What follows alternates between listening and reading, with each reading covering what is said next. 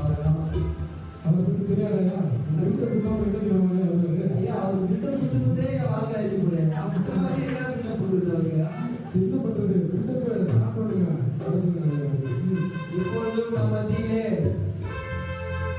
வில்லுப்பாட்டு வித்தகர் கலை மாமணி பாசிலமணி ஐயா அவர்கள் வில்லுப்பாட்டு நிகழ்ச்சி மலேசியா, சிங்கப்பூர், ஜப்பான் என்று தொடர்ந்து தன்னுடைய இசை பயணத்தை முடித்துக் கொண்டு இன்று நம்முடைய அன்பு வேண்டுக் கொள்கின்ற ஐயா அவர்கள் வந்து கொண்டிருக்கிறார்கள். எல்லாம் கரங்களை தட்டி உற்சாகமாக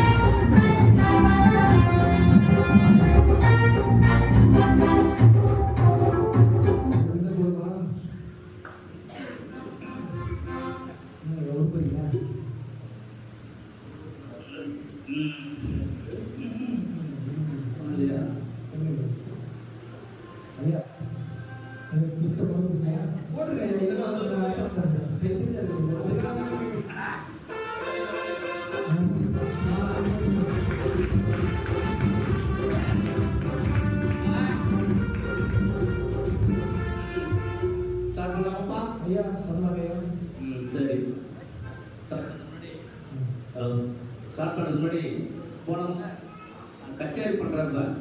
வந்துட்டோம். வந்த உடனே கச்சேரி ஆரம்பிச்சிட்டேன். அது பலன் என்ன கட்டிட்டீங்களா?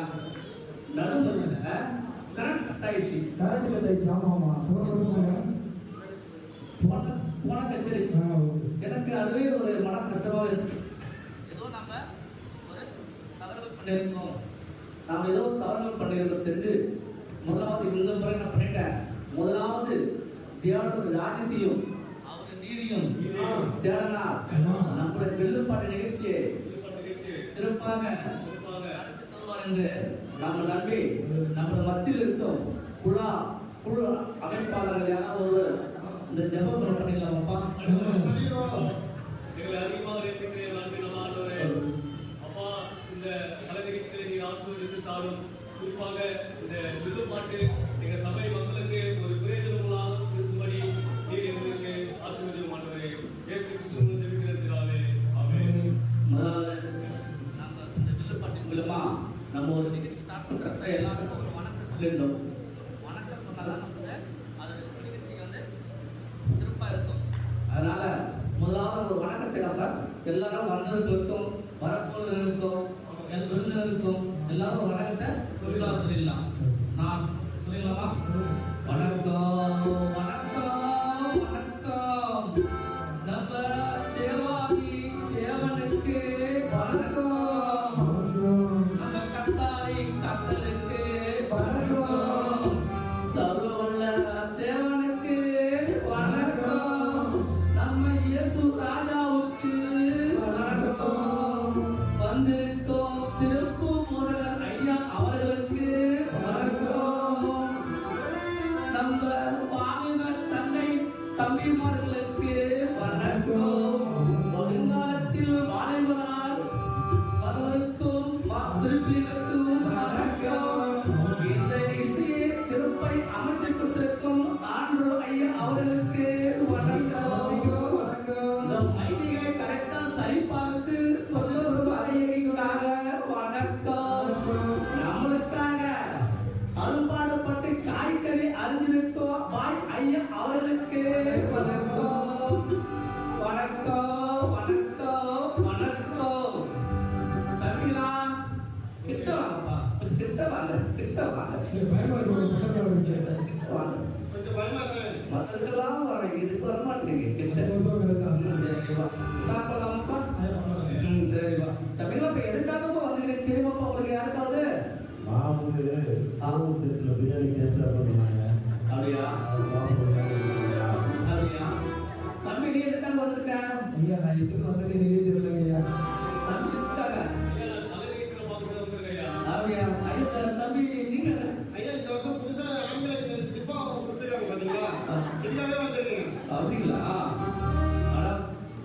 பாத்தீங்களா? ஒருத்தர் மக்களை கேட்டுங்க இந்த நியாயத்தை. ஒரு தம்பி அதுக்கு முன்னாடி நம்ம ஒரு தமிழ் பரம்பரை மூலியமா நம்ம கிறிஸ்துவ மூலமா நம்ம ஒரு பாட்டை ஆரம்பிச்சுட்டு பண்ணலாம். தன்னர்த்தம் என்று சொல்லியே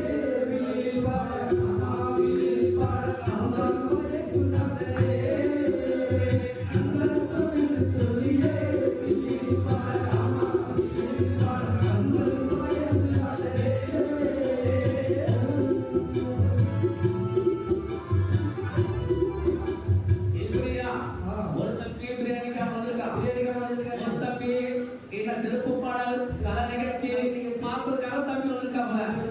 ஒரு தம்பி தனது குடிமகனுக்காக வந்திருக்கிறாங்க. இன்றைய காலத்தில நம்முடைய மக்கள் வந்து உலகப்புறமான காரியத்துக்கு தான் வராங்க தவிர ஆவிக்குரிய காரியத்துல ஒரு சந்தோஷமா என்ன சொல்றாங்க, என்ன பண்றாங்க, பட்டிமன்றத்துல என்ன பேசுறாங்க சொல்றதுக்காக யாரும் வரல. பிரியாணி எங்கேயோ வாசனையா இருந்தான், இன்னொரு பிரச்சனை கொடுத்தாங்களாம், அதை பத்தி தான் கேட்க வந்திருக்காரு. அப்படியெல்லாம் இல்ல. நாம வந்து இங்க வந்து எதுக்காக வந்து நான் சொல்றேன் கேளுங்க. சொல்லுங்க ஐயா, சொல்லுங்க கேளுங்க. ஐயா சொல்லுப்பா. நான் சொன்ன தப்பா செய்ய மாட்டீங்களே. சொல்லுங்க தம்பி. ஐயா வார வாரம் எங்க மாஸ்டர்களுக்கு சபை மக்களுக்கு செய்தி கொடுக்குறாங்க. அதெல்லாம் ஒன்னாம் வேலை செய்தி கொடுக்குறாங்க, ஈவினிங் வேலை செய்தி கொடுக்குறாங்க. நீங்க என்ன நல்ல செய்தி கொடுக்குறீங்க? ஒன்றும் புரியலையா ஐயா? அவரோட நீங்க என்ன சிறப்பாக சொல்லி கொடுக்குறீங்க? கரெக்டான கேள்வி. அதுக்கு நான் பதில் சொல்லுகிறேன். தம்பி, நான் வந்து உலகமெங்கும் வானிலும் பூமியிலும் பறந்து போய் நான் வந்து அந்த விருப்பாட்டோட நிகழ்ச்சியை சொல்லுகிறேன். ஐயா வந்து சொல்றாரு இல்லைன்னு சொல்லல. அவர் வேதத்தில் ஒரு சத்தியத்தையும் அவரோட கருத்துகளையும் நம்ம பாவ வழியில் பார்த்து நம்மள வந்து விலகி அவருடைய போதனை நம்ம போதிக்கிறார். நானும் அப்படி சொல்ல வரல. நம்ம கலாச்சார பிரகாரம் தமிழ் பண்பாடு பிரகாரம் ஒரு இனிமையாக ஒரு சுவையாக ஒரு திறமையாக எல்லாரும் காதும் போய் பாட கேட்கிற மாதிரி ஒரு இசை இடை நாடகம் இது முக்கியம். இதுதான் அன்றைய காலத்துல தான் கிறிஸ்துவர்கள் நம்ம நிறைய சொல்லி நம்மள வந்து கிறிஸ்துவாக இருக்காங்க. செய்தி தலைப்பு என்னையா? வருகை காலம் சொல்றேன். அந்த அடிப்படையில ஐயா சொல்றது வந்து நம்மளுடைய அவர்களோட போதனைகள். நான் சொல்றது வில்லு பாட்டு மூலையா ஒரு உணவாக சொல்லிடுறேன். இப்ப ஃபர்ஸ்ட் நம்ம ஒரு பாட்டு மூலம் ஆரம்பிச்சிடலாமா? வருகிறார் வருகிறார் தேவன் வருகிறார், வருகிறார் வருகிறார் தேவன் வருகிறார், வருகிறார் வருகிறார் தேவன் வருகிறார், வருகிறார் வருகிறார் தேவன் வருகிறார். இனி உள்ள தயாரிப்புக்காக இதுவரையோடு வருகிறார், இனி உள்ள தயாரிப்புக்காக இதுவரை வருகிறார். இனியா நியாயம்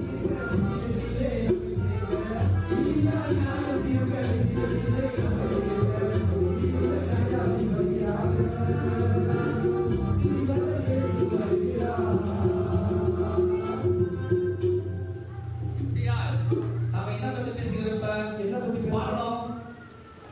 இயேசுவோட வருகையை பத்தி பாடணும். இப்ப நீங்க எதுக்காக வந்து நீங்க ஒரு கேள்வி கேட்டீங்களே, ஆமாங்க. அது சொல்லிட்டு பதில் சொல்லிருக்கலாம். அண்ணே தம்பிங்களா, கோவூர் ஏரியா போரூர் கிராமத்தில் இம்மானுவேல் தேவாலயத்தில் பொருளை ஆண்கள் ஐக்கிய சங்கத்தில் 6ஆம் ஆண்டு முன்னிட்டு சபை மக்களுக்கு இந்த வருகிறார் பாடல் மூலமும் நற்செய்தியை சொல்ல வந்திருக்கிறோம். அப்போ மோட்சமா நரகமாயா? இது ஒரு கருத்துல சொல்லிட்டு நான் மோட்சத்தை பார்த்தா நரகத்தை பற்றி நான் பல சொல்றேன் நான். ஓகேவா? இப்ப ஒரு பாட்டின் அதை சொல்லிடலாம். அன்னைய பொன்னண்ணே கவனமா கேளண்ணே, சாத்தானி கிடல தாண்டி மோட்சம்தான் போகண்ணே.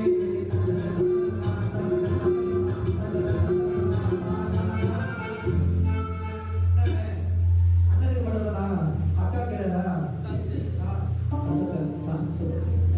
அக்காயே செல்லக்கா கவனமா கேளக்கா, சாத்தானி கிடல தாண்டி மோட்சம்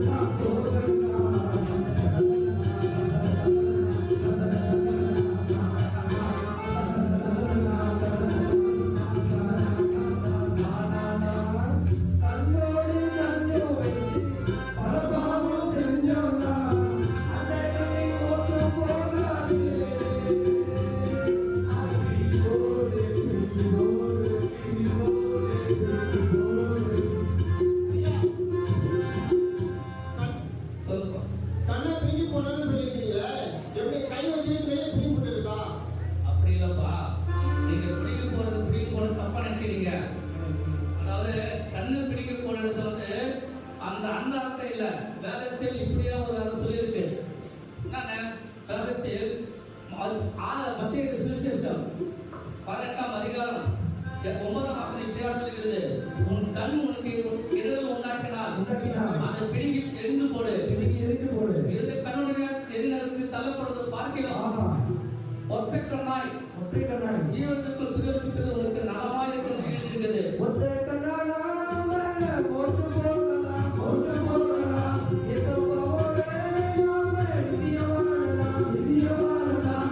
ஒற்றை கண்ணாய் நீயோனாம் போற்று போகலாம் போற்று போகலாம் இயேசுவோடு நாம நித்திய வாழலாம் நித்திய வாழலாம்.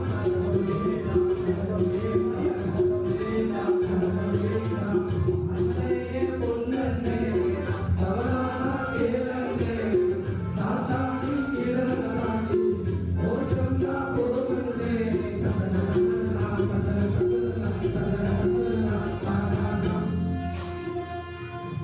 தம்பி பாவம் கண்ணுக்கு மட்டும்தான் இருக்கானே. சொல்றேன் தம்பி. இப்ப கண்ணானது சரீரத்தின் விளக்காய் இருக்கிறது. கண் பாவம் செய்தால் எல்லா ஊருக்கும் பாவம் செய்த மாதிரி தானா. இன்னைக்கு நான் பக்கத்துல நம்ம விமான நிலையத்திலிருந்து இறங்கி நான் வந்து சரி உலக செய்தி வில்லுப்பாட்டு மூலமாவே மக்கள் சொல்லிட்டு இருக்குவேன். நம்ம சென்னையில எல்லாம் நடக்குது பார்க்கலாம். அது ஒரு நியூஸ் பேப்பர் வாங்க நம்ம செய்தித்தாள் பிரிச்சு பார்த்தேன். பிரிச்சு பார்த்ததுக்கு நம்முடைய பார்த்தாலே அந்த ஒரே கொள்ளை நடக்குது. என்ன காரணம்? மக்கள் வந்து பாவத்தில் இருக்கிறாங்க. அதே பார்க்கிறாங்க. அதற்காக சொல்லுகிறது கண்ணானது சொல்லுது. கண் என்பது நம்ம முக்கியமான ஒரு உறுப்பா இருப்பதில்ல. அதனால பாவத்துக்கு பகலாக பார்த்துக்கணும். அப்போ கண்ணு மட்டும் இல்ல கையோ காலம் சேர்ந்துதான் கையோட காலம் சேர்ந்து பதப்பாவம் செஞ்சோம்னா அந்த மூச்சம் போகாது. கையோட காலம் சேர்ந்து பதப்பாவம் செஞ்சோம்னா அந்த மூச்சம் போகாது. தண்ணி போடு தண்ணி போடு தண்ணி போடு தண்ணி போடு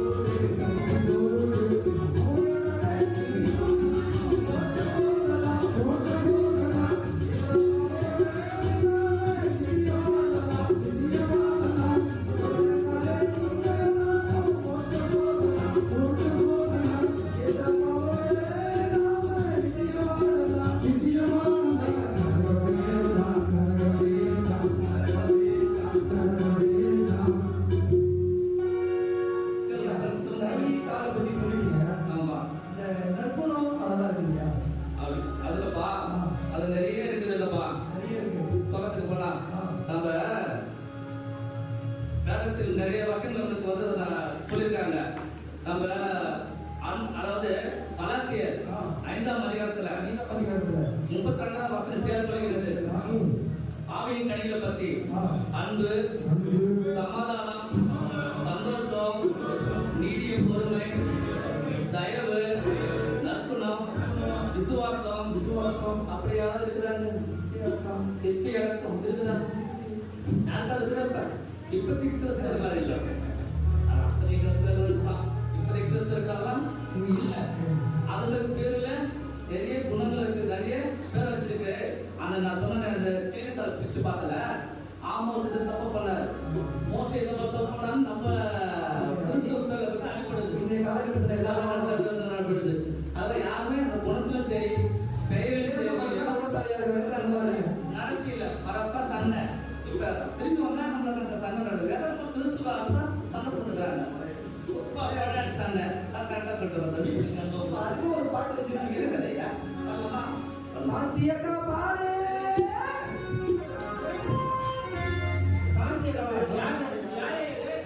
சாந்தியக்கா யாருன்னு தெரியாதா? நம்ம வீட்டு வீட்டு பக்கத்துல இருக்காங்க. கோலாடி சண்டை சாந்தியக்கா அவங்க சாந்தியக்கா பாரு